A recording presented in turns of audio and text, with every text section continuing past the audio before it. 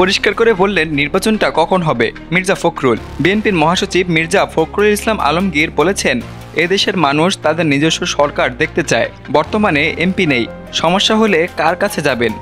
স্থানীয় চেয়ারম্যানরা সব সমস্যার সমাধান করতে পারেন না। এজন্য আমরা বারবার করে বলছি সংস্কারটাও হোক, নির্বাচনটাও হোক। তিনি বলেন নির্বাচনটা বাংলাদেশে খুব দরকার। এই কাজগুলো যদি আমরা না করতে পারি তাহলে হবে না। আমরা আশা করব সরকারের শুভবুদ্ধির উদয় হবে। তারা বলেছে যে নির্বাচন ডিসেম্বর থেকে জুনের মধ্যে দেওয়ার চেষ্টা করবে। আমরা বলি এভাবে না বলে পরিষ্কার করে বলেন নির্বাচনটা কখন হবে, রোডম্যাপ দেন। রোডম্যাপ দিলেই মানুষ আশ্বস্ত হবে।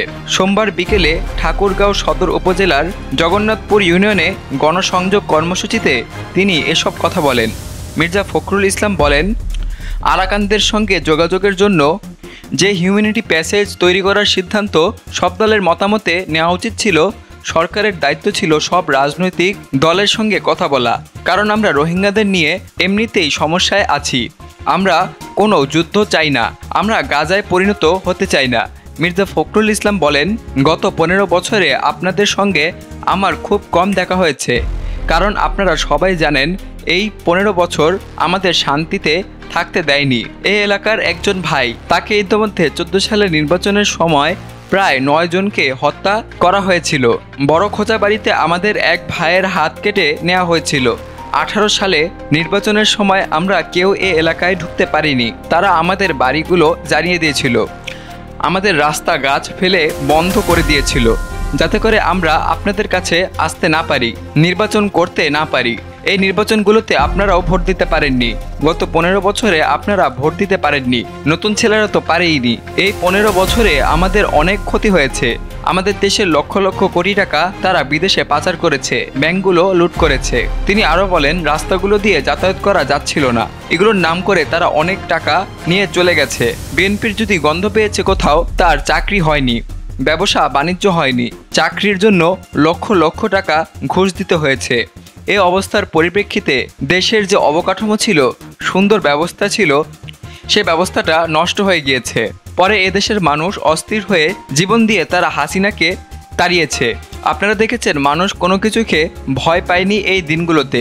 তারা শুধু সামনের দিকে ছুটে গেছে। আপনাদের বিরুদ্ধেও অনেক মামলা হয়েছে, অনেকে জেলেও গিয়েছেন। আপনাদের একমাত্র অপরাধ ছিল আপনারা বিএনপি করেছেন। হাসিনা সরকার আমাদের কাজ করতে দেয়নি। শেখ হাসিনা জোর করে ক্ষমতায় থাকতে চেয়েছিলেন উল্লেখ করে মির্জা ফখরুল ইসলাম বলেন, আওয়ামী লীগ জোর করে ক্ষমতা ধরে রেখেছিল।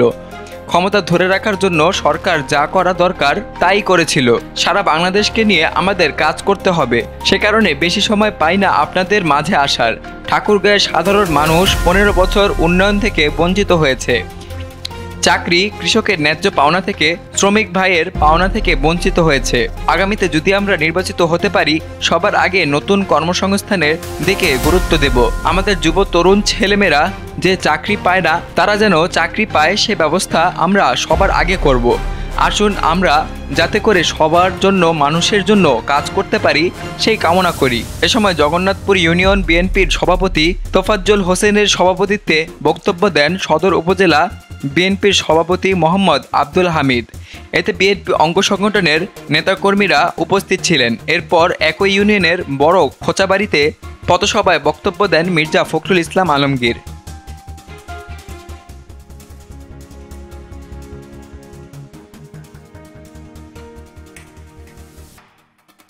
বিলিয়ানুর, নিউজ ডেস্ক, বাংলাদেশ কণ্ঠ, ঢাকা।